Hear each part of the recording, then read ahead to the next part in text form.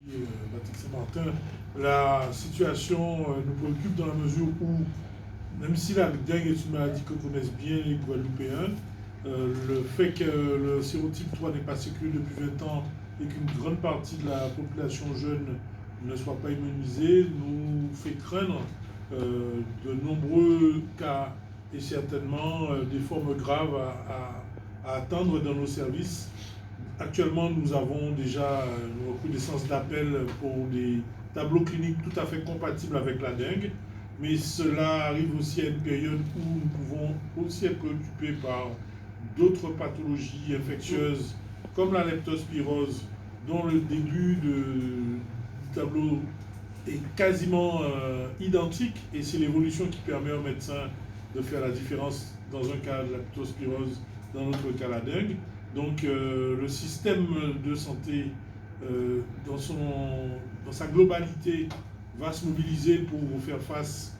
évidemment à tout ce qu'il y a de prendre comme disposition, à la fois préparer la médecine libérale comme l'ARS sait le faire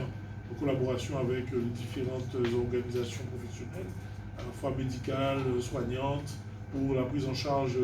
des formes non graves qui doivent être prises en charge à domicile.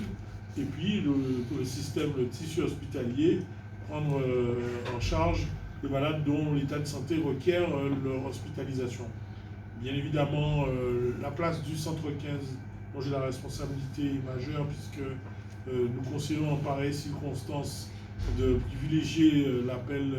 afin qu'un médecin régulateur analyse la situation individuelle et oriente à bon escient les patients dont l'état inquiète les familles ou eux-mêmes. Mais il faut aussi savoir que